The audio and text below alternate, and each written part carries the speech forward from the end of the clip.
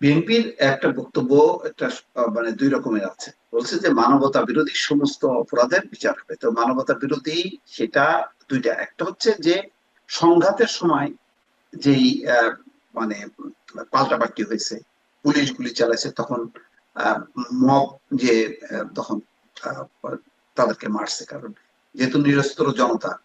অন্যদিকে এটা লড়াইয়ের ময়দান, কিন্তু লড়াইয়ের বাইরে পরিকল্পিতভাবে ধরে ধরে যে মারা পোড়ানো, এগুলো তো অবশ্যই অপরাধ।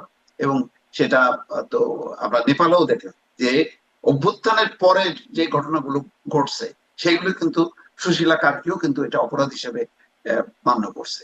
আমার ধারণা যে বিএনপি এখন রাজনৈতিক সরকার, যেহেতু গত 18 মাস ধরে তারা নানা কৌশলে আস্তে আস্তে আস্তে এগোচ্ছে। 111-এর এটাও দেখেন যে তাদের মাথায় ছিল, কিন্তু আসার পরের দিনই যেমন ওই আহ, ইয়ে ইয়ে করছে নেপালের সরকার, যেমন পরের দিনই প্রধানমন্ত্রী এবং স্বরাষ্ট্রমন্ত্রীকে ধরছে।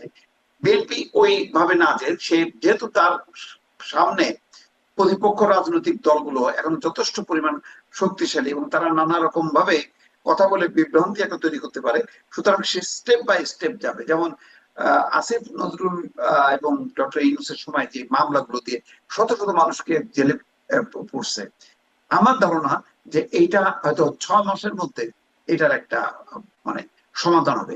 এখন আসার সাথে সাথে পরের দিন যদি গণহারে মানে ছেড়ে দেয়, তখন এটার একটা রাজনৈতিক ব্যাখ্যা হবে এবং নতুন সরকার এসে একটা বিপাকে পড়বে।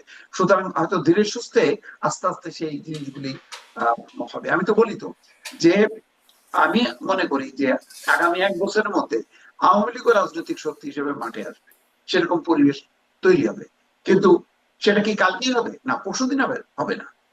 এবং আওয়ামী লীগকেও বুঝতে হবে যে আওয়ামী লীগ এখন যে এই রাজনীতির খেলার মাঠে কোন টিমকে নামাবে, শেখ হাসিনা অধিনায়ক হিসেবে সেই আওয়ামী লীগ টিমকে নামাবে, নাকি অন্য কাউকে অধিনায়ক বানায় সেই টিমকে রাজনীতির মাঠে নামাবে, এইটা আওয়ামী লীগকেও চিন্তা করতে হবে। ফলে অনেকগুলো রাজনৈতিক মানে সমীকরণ হয়তো 1 বছরের মধ্যেই এটার একটা সমাধান আমরা পাবো। অন্যদিকে যেই বিচারগুলি ঠান্ডা মাথায় ধরে ধরে যেগুলি হত্যা করা হয়েছে, খুন করা হয়েছে, সেগুলো প্রতিশোধ নেওয়া হয়েছে, সেগুলি তো মানবতা বিরোধী অপরাধ, সেগুলোরও হয়তো আস্তে আস্তে হবে। মোট কথা, রাজনৈতিক পরিস্থিতিটা বিএনপি যতক্ষণ না পর্যন্ত এখন পূর্ণ নিয়ন্ত্রণে না আনতে পারছে, ততক্ষণ পর্যন্ত এখনই বলে দেওয়া যাবে না যে বিএনপিও তো তাহলে একই পথে চলছে। এটা বলার এখনো সময় আসেনি। তবে অবশ্যই এই আলাপ আলোচনা গুলো এবং এই রাজনৈতিক চাপটা রাখতে হবে, কারণ মানে আমরা জানি আপনার যে একটা পূর্বাভাস 1 বছর, 1 বছর আপনার একটা পূর্বাভাস আপাতত আমরা নিচ্ছি যে 1 বছরের মধ্যে আসলে অনেক কিছু রাজনীতির মাঠে হবে।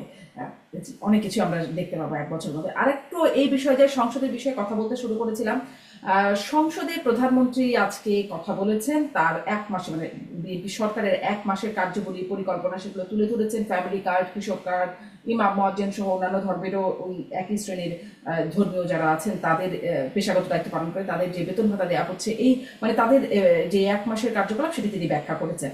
তখন বিরোধী দলীয় সংসদ সদস্য আখতার হোসেন তিনি প্রশ্ন করেছিলেন যে কতজনকে আসলে এই কার্ড দেওয়া হবে, এর বাজেট কতটা হবে, মূল্যস্ফীতি হবে কিনা, এটারও একটা ব্যাখ্যা দিয়েছেন, কিন্তু বাজেট কত হবে সেটি তিনি বলেন নাই। বলছেন এটি আসলে সময়ে সময়ে পরিবর্তন হবে, বাড়বে, এটার পরিধি বাড়তে থাকবে। কিন্তু এই বাজেটগুলো সব তো আসলে দেখা যাচ্ছে এখন দেয়া হচ্ছে। ফ্যামিলি কার্ড, কৃষক কার্ড, বেতন ভাতা ইমাম মুয়াজ্জিনদের, আবার দেখছি স্কুলের বাচ্চাদের পোশাক দেওয়া হবে, আবার এদিকে তেলে ভর্তুকি দেওয়া হচ্ছে, মানে অনেকগুলো দিতে হচ্ছে। শুনেছিলাম তো নাকি সব খালি হয়ে গেছে আমাদের কোষাগার, টাকা পয়সা নাই। সেটা আসলে এইগুলো আসছে কোথা থেকে সেটি কি স্পষ্ট হয়? মানে বাজেট কত হবে সেটি বলেন নাই, কিন্তু বাজেট আসছে কোথা থেকে স্পষ্ট।